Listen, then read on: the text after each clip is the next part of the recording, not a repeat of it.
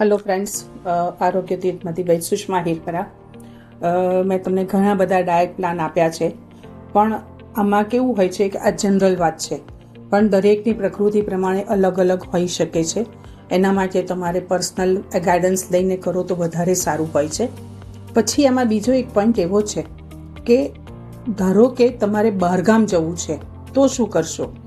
એના ઓપ્શનમાં હું એવું કહું છું કે એ વખતે તમે એકલા દિવસ સ્ટ્રિક્ટલી 50% વાળો ડાયટ પ્લાન એપ્લાય કરી દો, કે જેથી તમને ત્યાં જ્યાં બહાર મળે ત્યાં તમે જે મળે એમાંથી તમારે 50% ખાઓ એટલે તમને કોઈ વસ્તુ નડે નહીં.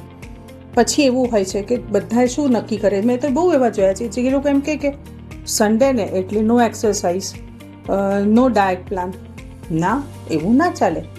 કન્ટિન્યુટી તો જોઈશે જ. એટલે તમારે શું કરવાનું હોય, ધારો કે તમારે બધા ફ્રેન્ડ જોડે બહાર જવું છે તો what will you prefer to it there?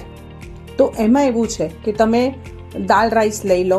50% વાળું મેનુ લેશો તો બધું કંઈ વાંધો નથી, પણ જો એ નથી લેતા અને બીજો કોઈ ડાયટ પ્લાન કરો છો તો તમે દાલ રાઈસ લઈ શકો.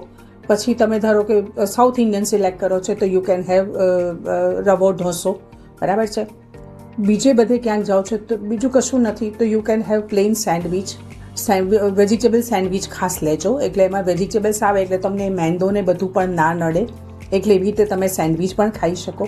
આવી રીતે નાના નાના ચેન્જીસ કરીને પણ રવિવારની રજા પાડશો નહીં એક્સરસાઇઝ કે ડાયટમાં પણ. એના માટે જ મેં આ ખાસ વધારાનું રીલ ડાયટ પછી બનાવ્યું છે. આમાં સચેત રહીને કરજો, અને એમાં પણ તમે ચાલવાનું સ્કીપ ના કરશો, ઓમકાર પણ કરજો જ, અને તમારું જે ઉજાગરા છે એ તો એવોઇડ કરજો ને કરજો જ.